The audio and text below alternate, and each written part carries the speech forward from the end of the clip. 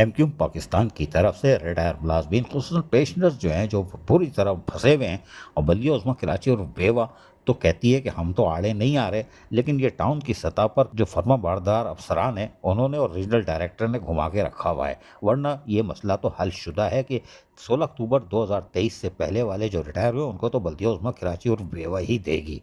ये तो कानून भी कहता है, लेकिन अखलाकी तौर पर भी। लेकिन बहरहाल एमक्यू के राब्ता कमेटी के अरकान Rizwan Babar, Ashraf Ali incharge labour division MQ Pakistan, Arshad Ansari अरकान लेबर डिवीज़न के साथ एक मुलाकात हुई। इस मुलाकात में कराची के हज़ारों बल्दियाती टाउन्स के रिटायर मुलाजमीन की पेंशन, दीगर वाजिबात की अदम अदायगी पर मेयर कराची मुर्तज़ा वहाब और सूबाई हुकूमत सिंध की मुजरिमाना खामोशी पर तफसीली तबादला ख्याल किया गया। वफ़द ने राब्ता कमेटी से दरख्वास्त की कि वो कराची के हज़ारों रिटायर बल्दियाती मुलाजमीन के जायज़ हुकूक़ के हसूल के लिए अपना सियासी और आइनी किरदार अदा करें। हज़ारों रिटायर मुलाजमीन गुज़िश्ता 2 बरसों से अपनी पेंशन और दीगर वाजिबात की वसूली की जद्दोजहद कर रहे हैं।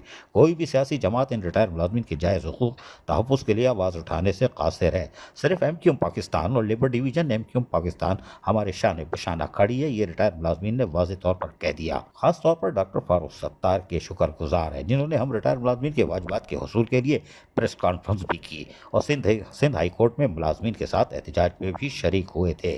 ताहम इस मौके पर रिटायर मुलाजमीन की बातों को सुना गया और इसके बाद एहतजाज को आखिरी शक्ल भी दे दी गई है। 27 मई 2025 बरोज़ मंगल को सुबह 10 बजे बल्दिया उस्मा कराची और बेवा की बिल्डिंग कैमेजीना रोड के साथ तमाम रिटायर मुलाजमीन व कराची मुर्तज़ा वहाब के खिलाफ अपना एहतजाज रिकॉर्ड कराएंगे।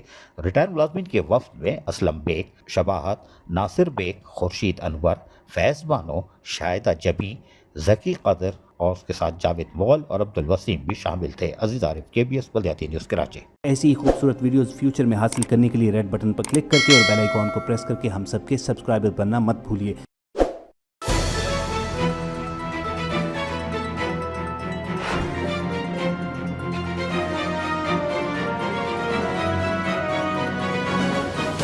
KBS बल्दियाती न्यूज़।